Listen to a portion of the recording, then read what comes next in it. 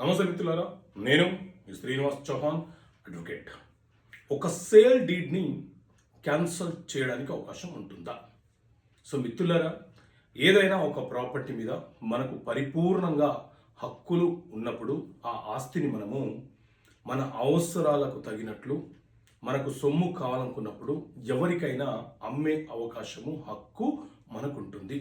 అయితే మనం ఎవరికైనా ఆస్తిని అమ్మినప్పుడు అవతల వ్యక్తి మనకు ముందు కొంత అడ్వాన్స్ చెల్లించి అగ్రిమెంట్ చేసుకుంటాడు. రిజిస్ట్రేషన్ సమయంలో అవతల వ్యక్తి క్యాష్ ఇచ్చి రిజిస్ట్రేషన్ చేసుకుంటే అక్కడితో ఆ ట్రాన్సాక్షన్ అనేది ముగిసిపోతుంది.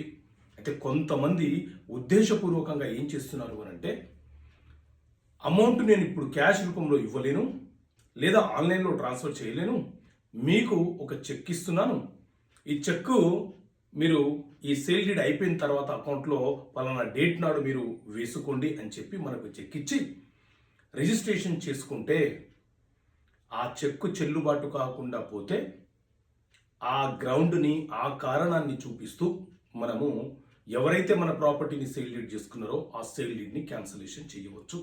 కాకపోతే within the limitation of time 3 years. Registration చేసినప్పటి నుంచి 3 సంవత్సరాల లోపు మనము సివిల్ దావా వేసి suit for cancellation of so and so sale deed document number అని మెన్షన్ చేస్తూ సివిల్ దావా వేసి దాన్ని రద్దుపరుచుకునే అవకాశము మోసపోయిన వ్యక్తికి ఉంటుంది. సో ఈ సందర్భంలో మనం సేల్ డీడ్ని క్యాన్సలేషన్ చేయొచ్చు.